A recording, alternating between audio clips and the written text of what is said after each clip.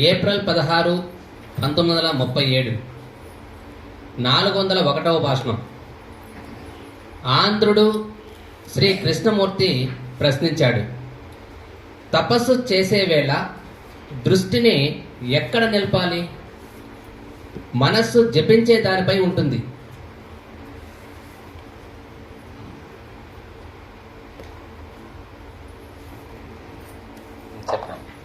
మహర్షి, తపస్సు దేనికి? భక్తుడు. ఆత్మసిద్ధికి. మహర్షి, అలాగే తపస్సు చేసేవాని సామర్థ్యాన్ని బట్టి ఉంటుంది. చింతనకు ఒక రూపు కావాలి, కానీ అంత మాత్రం చాలదు. ఎవ్వడు ఒక రూపం వైపే నిరంతరంగా చూస్తూ ఉండగలడా? విగ్రహ స్థానంలో జపాన్ని నిలపడం అందువల్లనే. కంటి దృష్టితో పాటు మనస్సును రూపం మీద నిలుపుతుంది జపం. ఈ యత్నాల వల్ల చిత్తేకాగ్రత కలుగుతుంది. అది గమ్యానికి చేరుస్తుంది. సాధకుడు తానేమి కావాలనుకుంటాడో అదే అవుతాడు. కొందరు రూపం యొక్క నామమాత్రంతో తృప్తి చెందుతారు. ప్రతి రూపానికి ఒక పేరు కావాలి. ఆ నామం దైవం యొక్క గుణ విశేషాన్ని తెలుపుతుంది. అవిరల జపం ఇతర ఆలోచనలన్నింటినీ తొలగించి మనస్సును నిశ్చలం చేస్తుంది. అదే తపస్సు. ఏకాగ్రతే మనం కోరే తపస్సు.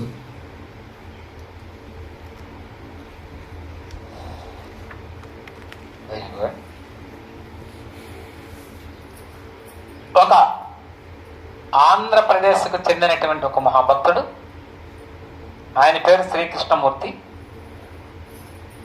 రమణ మహర్షిని ఈ విధంగా అడిగాడు, స్వామి, తపస్సు చేసే వేళ దృష్టిని ఎక్కడ నిలపాలి?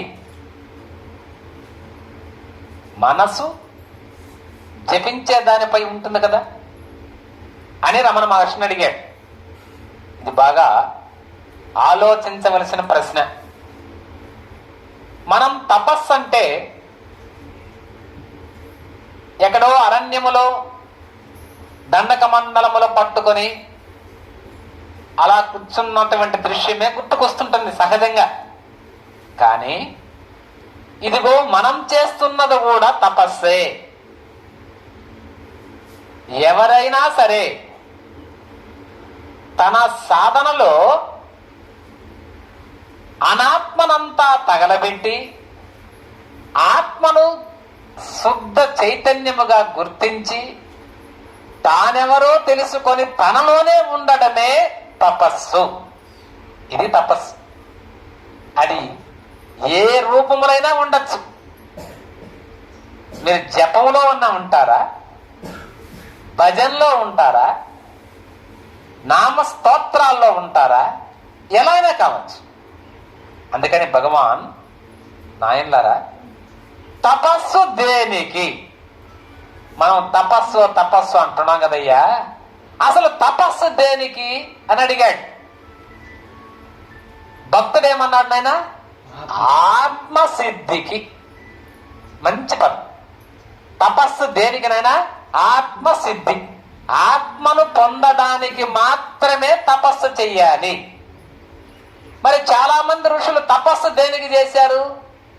నీళ్ల మీద నడవడానికి, సిద్ధులు పొందడానికి, బంగారాన్ని కనుగోవడానికి. ఇలా ఇవ్వచ్చా? అలా తపస్సు చేయొచ్చా? చెయ్యి. తపస్సు అనేది తను ఆత్మస్వరూపమే అని తెలుసుకోవడానికే చెయ్యాలి. చెప్పా అర్థమేనమ్మా? కాబట్టి కోరికలు పక్కన పెట్టి పరమాత్మ నేనే అని తెలుసుకోవడమే తపస్సు. అందుకని మహర్షి ఆత్మసిద్ధికి అని చెప్పాడు భక్తుడు కదా, అలాగే కరెక్ట్. మళ్ళీ మహర్షి చాలా విషయం మాట్లాడాడు. తపస్సు చేసేవాని సామర్థ్యాన్ని బట్టి మనస్సు ఉంటుంది. వాడి సామర్థ్యం. కొంతమంది 2 గంటలు భజన చేస్తారు, కొంతమంది 3 గంటలు చేస్తారు, కొంతమంది కొంతమంది రాత్రంతా చేస్తారు. ఒక్కొక్కరి సామర్థ్యం ఒక రకంగా ఉంటుంది. అలా వాడి వాడి మనసు సామర్థ్యాన్ని బట్టి జప విధానం, తపస్సు ఉంటుంది. అయ్యా, అయితే ఇంకొక విషయం, చింతనకు ఒక రూపు కావాలి. ఒకే చింతన అంటే ఒకే ఆలోచన. తపస్సు అంటే ఏమో కాదు, అనేక వేల ఆలోచనల నుంచి మనసును మరల్చి ఒకే ఆలోచన మీదకు రావడమే తపస్సు. మనకు అనేక వేల ఆలోచనలు వస్తా ఉన్నాయి. వాటన్నింటినీ వదిలి మన మనసు ఒకే ఆలోచన మీదకు వస్తే దాన్నే ఏకచింతన, ఏకాగ్రత అని అంటారు. అనేక వేల ఆలోచనల నుంచి ఒకదాని మీదకి వచ్చావంటే నువ్వు చాలా టాపర్. ఓయమ్మా, చాలా జన్మలు గట్టెక్కినట్టే. అందుకని అలా చింతన చెయ్యాలి. చింతన చెయ్యాలంటే రూపము చూడనదే మనకి ఏది అర్థం కాదు కాబట్టి ఒక రూపం మనకు కావాలి. ఆ రూపం ఏదైనా కావచ్చు. అది కృష్ణుడు రూపమా, రాముడు రూపమా, శివుడు రూపమా, అమ్మగారి రూపమా, వెంకటేశ్వర, ఏదైనా కావచ్చు. ఏదో ఒక రూపము లేనిదే మన మనసు ఆ రూపం మీద నిలవదు. రూపానికి అలవాటు పడిపోయినాం. ఉదాహరణకు పల్లెలో కొంతమంది ఉంటారు. వాళ్ళు తెల్లవారితో లేస్తే 7 గంటలకు ఏనన్నా ఉప్పుటి బియ్యం, సద్దన్నము, ఊరగాయో కూరో నంచుకొని పనికి వెళ్ళే అలవాటు ఉంటుంది వాళ్ళకి. అవునా లేదా? వాళ్ళకి టిఫిన్ పెట్టి టిఫిన్ తినండి అని అంటే మాకు గిట్టదు బాబు, అది మాకు కుదరదు. వాళ్ళ అలవాటు ఇలా అయిపోతుంది. నాయనా, నువ్వు అప్పుడెప్పుడు పూర్వకాలంలో 50 ఏళ్ల క్రితం అలా చేస్తున్నావు, ఇప్పుడంతా మారింది. మన కొడుకులు వాళ్ళంతా అమెరికాలో ఉన్నారు, మీరు అవన్నీ పక్కన పెట్టండి, టిఫిన్ చెయ్యండి అంటే, ఒరే నాన్న, మీరు అమెరికాలో ఉండండి, ఆస్ట్రేలియాలో ఉండండి, ఎక్కడన్నా ఉండండి, నాకంత సద్దన్నం పడేయండి అంటే ఆయన అలవాటు అలా అయిపోయింది. అవునా కదా? మన అలవాటు కూడా ఏదో ఒక రూపం ఉండాలి. రూపం లేని మనసు నిలవదు మనకు. ఆ రూపం కోసం వీళ్ళు ఏం చేశారు? పసిబిడ్డలమైన మనకు సాధకులకి, ఇదిగో ఈయన వెంకటేశ్వర స్వామి రూపాన్ని సృష్టించారు. ఇప్పుడు చెప్పండి, దేవుణ్ణి సృష్టించింది ఎవరు? మనుషులే. అందుకని వాళ్ళ సినిమా కవి రాసింది ఏమని? దేవుడు చేసిన మనుషుల్లారా, మనుషులు చేసిన దేవుళ్ళారా. ఏదో ఉందా చూసారా? నాకు కరెక్ట్గా తెలియదు ఆ పాట. కాబట్టి దేవుణ్ణి మనుషులు సృష్టించినారు, మనుషుల్ని దేవుడు సృష్టించినాడంట. ఆ కవి అన్నాడు, నిజమే. అలా మనకు ఒక రూపం కావాలి కాబట్టి ఒక రూపాన్ని సృష్టించారు. రూపాన్ని ఎప్పుడైతే సృష్టించారో ఆయనకు ఒక కథ కావాలి. కథ రాసేశారు. ఒక కథ లేని నమ్మం మనం. ఈయనెవరు? వెంకటేశ్వర స్వామి. రూపం సృష్టించారు. ఆ సృష్టించిన తర్వాత ఏం చేశారు? కథ. ఈయన ముందు జన్మలో కృష్ణుడు, అప్పుడు ఒకలాదేవిగా ఉన్నటువంటి ఈవిడ యశోదమ్మ. చేశారు, దాన్ని అనుసంధానం చేశారు. ఇది నిజమో అబద్ధమో ఆ లోపల ఆయనకే తెలియదు, మనకు తెలియదు. అప్పుడు పెళ్లి చేయలేకపోయింది, ఆ కోరిక ఇలానే ఉంది. మళ్ళీ కలియుగంలో ఆయనకి పెళ్లి చేసే కోరిక ఆమె పెట్టుకునింది. సరే, రైట్, ఏదో ఒక కథ. ఏనా అర్థమైందా? మళ్ళీ మనకు ఏమేమి ఇష్టమో అవన్నీ వెంకటేశ్వర స్వామికి పెట్టాం. మనకిద్దరు భార్యలు కావాలా, ఆయనకిద్దరిని పెట్టినారు.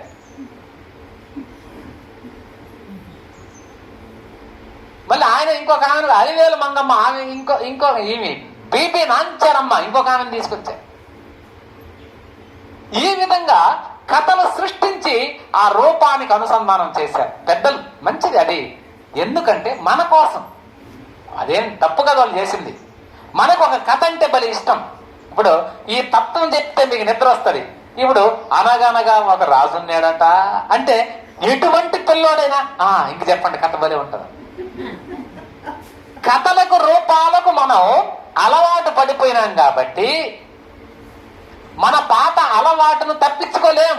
ఫర్ ఎగ్జాంపుల్ మీరు చూడండి, ఒకరికి కొడుకు పెద్ద సిటీలో ఉంటాడు, మంచి ఉద్యోగం అనేది ఇంజనీర్. వీడు పల్లెల్లో పాపం చాలా కష్టపడి వాడిని పైకి తెచ్చుంటారు. వాడు చెప్తాడు, అమ్మా నాన్న మీరు ఇంకా పల్లెటూళ్ళు ఎందుకు నా దగ్గరికి వచ్చింది, మీకు బ్రహ్మాండమైన బంగ్లా, పరిచారకులు మీ టేబుల్ దగ్గరికి ప్రతి ఒక్కటి వస్తుంటే వచ్చిందంటారు. కొడుకు చెప్పిందేమో నిజం, వెళ్తారు. 10 రోజులు ఉంటే వాళ్ళకి, ఒరే నువ్వేమన్నా చేయరా, మా వల్ల కదరా. ఎందుకంటే ఆ పల్లెకి అలవాటు పోయిపోయి, ఏమక్క బాగున్నావా, ఏం వదినా బాగున్నావా, నువ్వేం కూర చేసినావు, పైర్లు ఎట్టున్నాయి, నీ కూతురు ఎప్పుడు వస్తుంది, అల్లుడు బాగున్నాడా, ఇలా అలవాటు పడిపోయిన మనసు కొడుకు నిజంగానే అంత స్థాయిలో ఉండి ఇంకా ఉన్నతంగా చూసుకోగలిగినప్పటికీ కూడా ఆ మనసు అక్కడ నిలబడదు.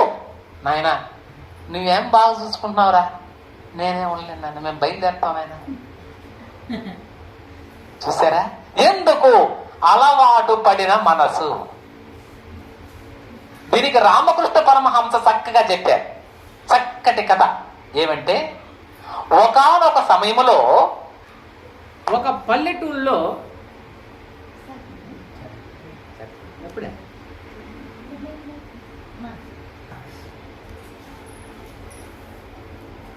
సారీ అది కొంచెం పల్లెటూరు కంటే కొంచెం పెద్ద పట్టణం, మామూలు పట్టణం.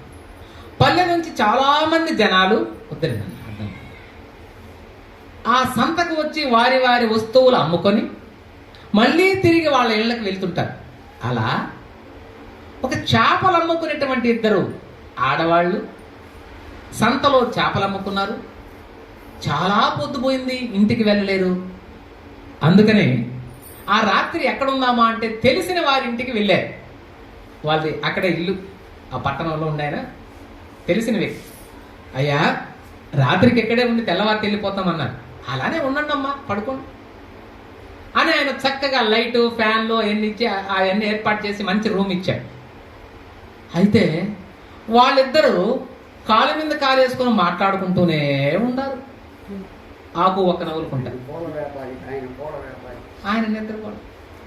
ఆయనకు పూల వ్యాపారం కూడా ఉంది, గుమగుమ వాసనతో ఉంది వాళ్ళ ఇల్లు. ఎందుకంటే మల్లెపూలు, ఆ సంపంగి పూలు అవన్నీ కూడా ఉన్నాయి ఆ రూముల్లో. అవన్నీ మంచి గుమాలు ఇచ్చేటువంటి వాసన కలిగినటువంటివి. అయితే వీళ్ళిద్దరికి ఆ పూల వాసన వల్ల నిద్ర రాల. ఆయన అడిగాడు, ఏమమ్మా నిద్రపోలేదా? స్వామి మాకు నిద్రే రాలేదు. ఎందువల్లంటే మేము రోజు చేపలు పడతాము, చేపల పక్కనే పడుకుంటుంటాము, ఎండ పెడుతుంటాము. ఆ వాసన లేకపోతే మాకు నిద్ర రాదు. చేపల వాసన ఖచ్చితంగా ఉండాలి. అందువల్ల ఇక్కడ మల్లెపూల వాసన ఉంది, మాకు నిద్ర రాదు. అందుకని నవ్వి, పర్వాలేదమ్మా మీ గంపల్లో చేపల వాసన ఉంది కదా, కొంచెం నీళ్లు చల్లండి అన్నాడు. ఆ గంపల్లో నీళ్లు చల్లారు. చేపల వాసన గుమాలిస్తా ఉంది. అప్పుడు చూస్తే కొరక పెట్టి నిద్రపోతున్నాడు. చూసారా తల్లి, అలా ఒక వాసనతో ముడిపడిన మనము వేరొక తత్వం వైపు ప్రయాణం చేయలేకుంటున్నాము కదా. అందుకని ఋషులు ఒక రూపాన్ని, ఒక కథను, ఒక పురాణాన్ని సృష్టించన్న వీళ్ళ మనసును ఆ వైపు తిప్పించారు. అర్థమైందా? అలా వెంకటేశ్వర స్వామి అలా ఒక విగ్రహాన్ని సృష్టించి ఆయనకు ఒక కథను సృష్టించారు. ఋషులు చేసిన మంచి పని, తప్పు కాదు. అలా అయినా ఈ మనుషులు ఆయన చరిత్ర చదువుతారు. అలా అని దేవుడుగా నమ్మకం పెట్టుకుంటారు. ఆయన మీద మనసు నిలిపి, గోవింద నా కష్టాలు పోగొట్టు స్వామి అని ఏడుస్తారు. అలా అయినా ఆ పరమాత్మని వైపు మనసు తిప్పుతారు అని పెద్దలు మనకు సెలవిచ్చారు. అలా మన మనస్సు ఆ విధంగా ఉంటుందయా. మనసును రూపం మీద నిలుపుతాం. అయితే ఒకే రూపాన్ని చూస్తూ ఉండలేము. ఇదొక మళ్ళీ ఒక సమస్య. మనం కృష్ణ భక్తులము, శివ భక్తులం అనుకోండి, అలానే చూస్తూ ఉండండి, ఉండలేము. మళ్ళీ అది బోరు కొడుతుంది. అర్థమైంది? ఇప్పుడు మనం వెంకటేశ్వర స్వామి దర్శనానికి వెళ్ళి నెట్టుకుంటాం కదా, అలా లేదని 2 రోజులు అట్లే చూస్తూ ప్రతి మనిషి భక్తులు ఉండాలంటే ఒక్కడు కూడా పడుకోండి. మేము అట్లా లేదు స్వామి. అయ్యా ప్రతి ఒక్క భక్తుడు 2 గంటలు స్వామిని ఎలా చూడాలి. తల ఇటు తిప్పినా 4 కొరడ దెబ్బలేస్తాం చెప్పమనండి. కొండ మీదకి ఒక్కరు బారు 2 గంటల అలానే చూస్తుండాలనా? మేము చూడలేమమ్మా. మళ్ళీ తల ఇటు తిప్పకూడదంటాయో. మరి ఎందుకు ఇంత ఆరాట పడుతున్నారంటే అదే అహం, అదే అహంకారం. అర్థమైందమ్మా? అహంకారం అంటే ఏదంటే అది ఇది కూడా అహంకారమే. నాకు తెలుసు, నేను గొప్పదాన్ని ఏనన్నా ఇలా అనుకుంటుంటారంట. వీళ్ళెవరు? అజ్ఞానులు. జ్ఞానం కలిగిన వాళ్ళు చాలా సర్వసాధారణంగా ఉంటారు. మీరంతా జ్ఞానులు. ఇదిగో ఈ బిడ్డ చూడు సాధారణ, ఇది జ్ఞానం. అజ్ఞానులు మిడిసి పడుతుంటారు. నాకు అన్నీ తెలుసు, నా కథ, నేను అబ్బా నిలబడలేదు. అసలు ఇటువంటి వాళ్ళతో మాట్లాడితేనే బీపీ పెరుగుతుంది. బీపీ సులభంగా పెరుగుతుంది వాళ్ళతో మాట్లాడితే. అయితే మన పూర్వజన్మలో వాళ్ళని ఏమన్నామో వాళ్ళతో మనం కలిసి ఉండాల్సింది తప్పదు. ఈశ్వరా, ఇటువంటి వాళ్ళ దగ్గర నన్ను పంపించావా, సరే నా కర్మ తీరేంత వరకు వెళ్తాను, నేను పెరుగులాడతా, తప్పదు. దానికి మనం బాధపడద్దు. నన్ను అటువంటి దాన్ని కూడా ఎదుర్కోవాలి మనం. అలా ఎదుర్కొని లేకపోతే నువ్వు ఆధ్యాత్మికమైన అత్యున్నతమైన శిఖరాన్ని అందుకోలేవు. శ్రీరామచంద్రమూర్తి అరణ్యవాసం వెళ్ళడం కష్టం అనుకున్నాం, కానీ ఆయన అలా వెళ్ళకపోతే ఎందరో ఋషులు ఆశ్రమాలు దర్శించాడు రాముడు. ఎన్నో అస్త్రాలు రావణాసురులను సంహరించడానికి దొరికాయి. చూసారా? దేవుడు ప్రతి కార్యక్రమంలో ఒక లీల ఉంటుంది. మన సంసారంలో ఇబ్బంది అనుకుంటాం మనం, ఇబ్బంది కాదది. రాబోయే నీ ఆధ్యాత్మిక జీవితానికి పునాది. ఇటువంటి అడ్డంకులు నువ్వు రేపు జన్మలో తట్టుకోగలవా? నిలబడగలవా? నువ్వు భక్తి సాధనలు చేయగలవా? మరి ఈ చిన్న విషయాల్ని తట్టుకోలేనటువంటి దానివి ఆత్మసిద్ధి సాధనను ఎలా చేయగలుగుతావు? ఎన్నో కష్టాలు వస్తాయి. తపస్సు చేయడం చిన్న విషయం కాదు నాయన, అర్థమైందా? అలా ఈ ఒకే రూప చింతన మీదకి వస్తాం. అందుకని వాళ్ళు ఏం చేశారు? మళ్ళీ జపాన్ని సృష్టించారు. మొట్టమొదట జపం లేదు, చూస్తూ ఉండమన్న రూపాన్ని. రూపం ఒకే రూపం చూడడం అనేది కుదరదు. మన ఆ కళ్ళుతో ఇలా చూస్తామే కానీ మనసు ఉన్నట్టుండి ఆయనే చూస్తుంటాం. మనసు ఎక్కడికి వెళ్ళింది? ఎంగడిగిరికి వెళ్ళి ఉంటుంది. చూస్తూ ఉండేదేమో ఆయన్నే, గోవిందుడే. మనసు ఎంగడిగిరిలో చీరల మీద ఉన్నది. అందుకని వాళ్ళు ఏం చేశారు ఋషులు? రూపాన్ని సరే చూశావు, మనసును పెట్టలేదు కాబట్టి మనసుకు ఒక దారం అల్లిద్దామని జపం పెట్టారు. శ్రీకృష్ణ శ్రీకృష్ణ శ్రీకృష్ణ. ఇప్పుడు మనసును రూపాన్ని అంటే నామాన్ని రూపాన్ని ఒకేసారి నిలపడం కోసం దీన్ని పెట్టారు, సెకండ్ తగిలిచ్చారు. అర్థమవుతుందని?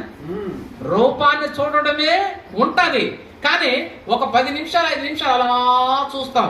ఉన్నట్టుండి మన మనసు దానిలో నుంచి జారిపోయి వెంకటగిరి నేత చీరల మీదకి వెళ్ళింది. రూపమేమో ఏంటో చూస్తున్నావు, మనసేమో వెంకటగిరికి వెళ్ళింది. అది గమనించిన ఋషులు పెద్దవాళ్ళు ఏం చేశారు? మనసును కూడా ఇక్కడ నిలపాలి. ఈడు దుంపదగి ఈడి బిడ్డ చేరుకోలేకపోతున్నాడు, ఈడి కష్టంగా ఉంది, రెండింటిని పెట్టలేడు. ఈడే అడిగాడు, మేము స్వామి నిరాకారమైన దాన్ని చూడలేకపోతున్నాం, మాకు ఒక ఆకారం ఏంటి అన్నారు. నిరాకారమైన ఆకాశతత్వాన్ని పట్టుకోవాలి మనం. అసలు దేవుడికి రూపమే లేదు. అలాంటిది మా కష్టం స్వామి అన్నారు కాబట్టి ఒక రూపాన్ని సృష్టించారు.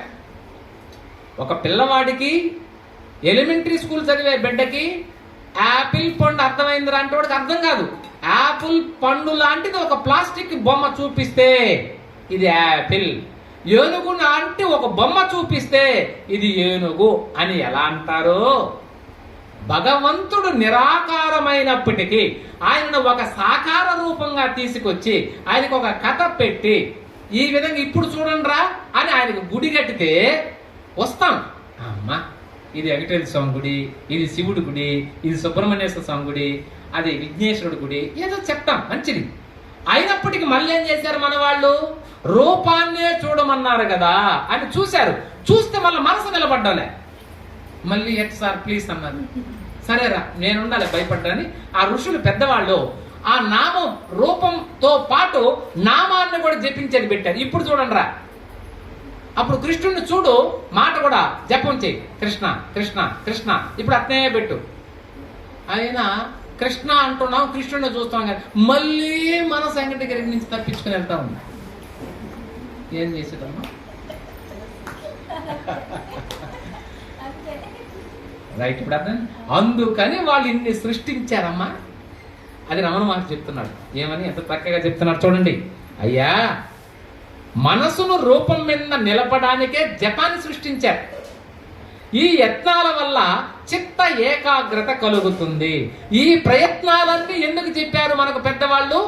చిత్తం ఏకాగ్రత, ఒకే ఆలోచన మీద, రూపాన్ని కృష్ణుడి మీద పెట్టి మనసును కూడా ఎప్పుడైతే ఈ నామ జపం, ఈ రూప ధ్యానం ఒక్క దాని మీద నిలిచిపోయిందో దానినే చిత్త ఏకాగ్రత అంటారయ్యా. దానికోసమే ఇన్ని కనిపెట్టారు అని చెప్తున్నాడు. అది గమ్యానికి చేరుస్తుంది. సాధకుడు తానేమి కావాలని అనుకుంటాడో అదే అవుతాడు. ఏనా? తానేమి కావాలనుకుంటున్నాడు అదే అవుతాడు. అదే సాధన. నీకు రాముడు కావాలని రాముడు ప్రార్థన చేసావా, నువ్వు రాముడు అయిపోతావు. నువ్వు శివుడు కావాలని ప్రార్థన చేస్తే నీవు శివుడే. నా రుద్రో రుద్రమర్చయేత్ అంటుంది వేదం. అంటే నీవు రుద్రుడు కాందే రుద్రుణ్ణి పూజించలేవు. అంటే వాళ్ళ కండిషన్ ఏం తెలుసా అండి? నీవు దేవుడు అయ్యి దేవుణ్ణి పూజ చేయమన్నాడు. ఈ విషయం అర్థమైందా? నీవు మనిషి అయ్యి కాదు, నీవు దేవుడుగా అయ్యి దేవుణ్ణి ప్రార్థన చేయి, జపం చేయి. అప్పుడు అర్థమవుతాడంట దేవుడు. అంటే మొట్టమొదట మనకున్నటువంటి జంతు లక్షణాలు, మానవ లక్షణాలన్నీ వదిలి దేవుడు లక్షణాలన్నీ మనం సమకూర్చుకొని అప్పుడు ప్రార్థన చేస్తే అప్పుడు దేవుడు అర్థమవుతాడు. అంతేకాని జంతు లక్షణాలతో మనము దేవుణ్ణి అర్థం చేసుకోలేము. నాయన అర్థమైందా?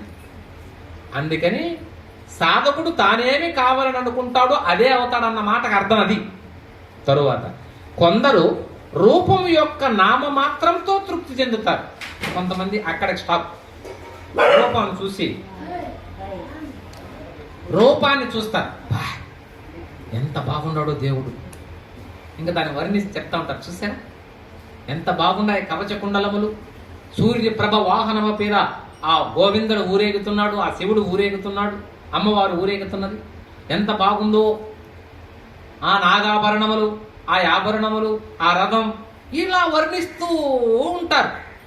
వాళ్ళకి అది తృప్తి. కొంతమంది అక్కడ స్టాప్ అయిపోతారు. కొంతమంది ప్రతి రూపానికి ఒక పేరు కావాలి. ప్రతి రూపం, ఏ రూపం నువ్వు పెట్టిన పేరు. ఇప్పుడు ఆ లోపల ఒక చిత్రపటం ఉంది, అదేమిటి అని అన్నాం అనుకో, దేవుడమ్మా అన్నామను, ఏ దేవుడు స్వామి అని అంటామా? లేదు. దేవుడికి పేరు లేదమ్మా, దేవుడు అన్నాం. అట్టగా స్వామి కృష్ణుడా, శివుడా, ఎవరు చెప్పండి? అలా దేవుడని నువ్వు పెడితే దానికి ఒక పేరు కావాలి. రూపం పెట్టామో పేరు కావాలి, పేరు పెట్టామో పురాణం కావాలి. ఇలా అలుపుకుని అలా ఒక్కొక్కరు ఒక్కొక్క స్థాయిలో నిలిచిపోతారమ్మా. ఆ నామం దైవం యొక్క విశేష గుణ విశేషాన్ని తెలుపుతుంది. ఇప్పుడు ఆయన ఎవరు అంటే దేవుడు అన్నాం. దేవుడుగా స్వామి ఆయన పేరు చెప్పండి, కృష్ణుడు. నామం చెప్పాము. ఎప్పుడైతే రూపాన్ని చూపించామో నామం అడిగాము. ఎప్పుడైతే నామం చెప్పామో ఆయన గుణాలు ఏమిటి చెప్పమన్నాం. ఇప్పుడు నామం ఎప్పుడైతే చెప్పామో ఆయన గుణ విశేషాన్ని తెలుపుతూ ఉంటాయి పేర్లు. అన్ని ఆయన గుణ విశేషాలే. ఓం కృష్ణాయ నమః అన్నాం. కృష్ణ కర్షతీతి ఇతి కృష్ణ, ప్రతిదాన్ని తన వైపు ఆకర్షించేవాడు కృష్ణ. వైకుంఠాయ నమః, వైకుంఠం కుంటితనము లేనిది, కుంటితనము లేని చోట నివసించేవాడు వైకుంఠాయ నమః. చూడండి పేరు, ఆ పేరుకు అర్థం. కాబట్టి గుణాల గురించి చెప్తారు. ఓం తాటకే సంవర్ధనాయ నమః రాముడు. ఇలా వాళ్ళ వాళ్ళ గుణాల గురించి చెప్పితే అది నామం కిందకి మారిపోతుంటుంది. గరుడ ధ్వజాయ నమః, గరుడ ధ్వజం కలిగిన వాడు. ఓం చైతన్యాయ నమః, ఓం అచ్యుతాయ నమః, ఓం అఖండాయ నమః. ఆయన గుణాలు, ఆయన గుణాలే ఈ విధంగా పేర్లుగా మార్చి మనం చెబుతూ ఉంటాం. అవిరల జపం ఇతర ఆలోచనలన్నింటినీ తొలగించి మనసును నిశ్చలం చేస్తుంది. అందుకని వీళ్ళు వేదాలు, ఆ యజ్ఞాలు ఇవన్నీ చేస్తూ ఉంటారు. మనం చూడండి, ఆ యజ్ఞాలు జరిగే చోటుకి వెళ్తే ఆ మంత్రాల మీద పడిపోతాం మనం. అవి చెబుతూ ఉంటారు వాళ్ళు. మన మనసు అలవోకగా భలే జరుగుతుంది. అలా మన మనసును అలా భగవంతుని నామరూపాల మీదకి తిప్పి చిత్త ఏకాగ్రతం కలిగించడానికి చేసేటువంటి ప్రయత్నాలే ఇవన్నీ కూడా. వాస్తవానికి ఇవన్నీ అవసరమో లేదు. మీ మనసుని మీరు ఇంట్లోనే, వన్ రూమ్లోనే అక్కడే కూర్చొని చక్కగా భగవంతుని వైపు నిలపచ్చు. కానీ మనం అలా నిలపలేము. కాబట్టి ఇలాంటి చోట్లకి వెళ్ళి ఆ మనసును తిప్పమన్నారు పెద్దవాళ్ళు. ఇవన్నీ ఇతర ఆలోచనలు తొలగించి మనసును నిశ్చలం చేయడానికి చేసేటువంటి కార్యక్రమాలయ్యా. అదే తపస్సు. ఏకాగ్రతే మనం కోరే తపస్సు. ఏకాగ్రంగా ఉండడమే, ఒకే ఆలోచన మీద నిలిచిపోవడమే తపస్సు. నన్ను ఇప్పుడు అర్థమైందా? అదే తపస్సు. అసలు ఎందుకు తపస్సు అని తెలుసుకోవడానికి తపస్సు అంటే ఏమిటో అనే ప్రశ్న వచ్చింది. ఉద్దేశాన్ని బట్టి తపస్సు యొక్క రూపం ఉంటుందని జవాబు. అసలు తపస్సు ఎందుకు చేయాలి? ఏమి తపస్సు చేయకపోతే? చిత్తేకాగ్రతకే తపస్సు. ఆ తపస్సు యొక్క రూపం, తపస్సు అంటే ఏమిటి అనే ప్రశ్న ఎందుకు వచ్చింది? అసలు తపస్సు ఎందుకని తెలుసుకోవడానికే తపస్సు వచ్చింది అనే ప్రశ్న. తపస్సు అంటే ఏంటో తెలుసుకోవాలి. తెలుసుకోవాలంటే నువ్వు ఆ పని చేయాలి. తపస్సే. డ్రైవింగ్ అన్నటువంటి విషయాన్ని నువ్వు తెలుసుకోవాలంటే నువ్వు డ్రైవర్గా మారాలి. నువ్వు డ్రైవింగ్ నేర్చుకోవాలి. నేర్చుకుంటేనే డ్రైవింగ్ అర్థం అవుతుంది. అంతేగాని డ్రైవింగ్ ఆయనమా, డ్రైవింగ్ ఆయనమా, డ్రైవింగ్ ఆయనమా. నువ్వు దాన్ని జపం చేయడం కోసం రాలాది, నువ్వు దాన్ని నేర్చుకోవడానికి వచ్చింది. అలా కృష్ణుడంటే ఏమిటో తెలుసుకుని నీవు కృష్ణుడిగా ఎదగడానికి వచ్చిందే గాని ఓం కృష్ణ ఓం కృష్ణ ఓం కృష్ణ అనమనే కాదు దాని అర్థం. నీవు కృష్ణుడిగా మారిపోవాలి. అందుకు వచ్చింది. ఏమన్నా అర్థమైందా? ఇప్పుడు అర్థమైందా? కాబట్టి ఏది నువ్వు అనుకుంటున్నావు అది అవ్వాలి. టైలర్ కావాలనుకున్నావమ్మా, టైలరింగ్ ఆయనమా, టైలరింగ్ ఆయనమా, టైలరింగ్ ఆయనమా, టైలర్ ఆయనమా, టైలర్ ఆయనమా అనుకుంటా ఉంటే నువ్వు టైలర్ అవుతావా? ఎప్పటికీ కాలేదు. అంటే నువ్వు టైలర్ కావాలని నువ్వేం చేయాలి? ఒకరి దగ్గరికి వెళ్ళాలి, మిషన్ ఎలా పుట్టాలో తెలుసుకొని ఆ దారం ఎలా ఎక్కించాలో చూడాలి. 1-2 సార్లు ఇప్పుడు ఆ కాళ్ళతో తొక్కాలి. అది మనం ఏటో తొక్కుతుంటే వెనక్కి వస్తున్నది, ముందుకు తొక్కలేకపోతున్నాం. ఒకవేళ తొక్కితే స్పీడ్గా తిరిగేస్తున్నది. ఇప్పుడు మిషన్లు అన్నీ కూడా కరెంటు వచ్చున్నాయి. బటన్తోనే అలా కాలుతో అలా నొక్కుతా ఉంటే స్పీడ్గా పరిగెత్తున్నాయి. ఇంకా డేంజర్ కదా. పవర్ఫుల్ మిషన్స్ వచ్చినాయి. ఇంతకుముందు అయితే కాలుతో తొక్కింది. అది ఇలా తొక్కి ఇలా తొక్కి ఇట్లా తొక్కినావు, 2 తొక్కులు తొక్కినావు అంటే రైట్.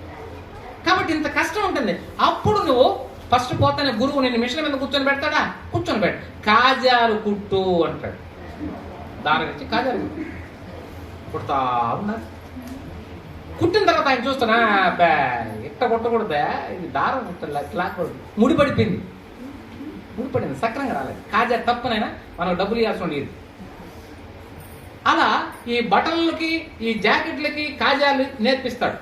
అవి సక్రంగా వేసిన తర్వాత మళ్ళీ అప్పుడు ఆయన అలా మిషన్ మీద కూర్చొని పెట్టి, మీకు ఏం ఎంత తెలుసు అనుకుంటాను, నేను కూడా నేర్చుకున్నాను. అందుకని అలా ఈ టైలరింగ్ అంటే నీకు టైలరింగ్ రాదు. ఆ టైలర్ దగ్గరికి వెళ్ళి నేర్చుకుంటే నీకు టైలరింగ్ వస్తుంది. అలా దేవుడు దేవుడు దేవుడు దేవుడు దేవుడు అని నువ్వు ఎంతో పాడతావు. దేవుడు దేవుడు అని ఇంటికి పోయేది మళ్ళాడా మళ్ళీ మామూలే. అట్లా నీకు భగవంతుడు అర్థం కాడు. అలా తపస్సు అంటే ఏమిటో తెలుసుకోవడానికే తపస్సు వచ్చింది. ఇప్పుడు అర్థమైందా పదం? అందుకని తపస్సు చేయాలి. అప్పుడు అర్థమవుతాడయ్యా.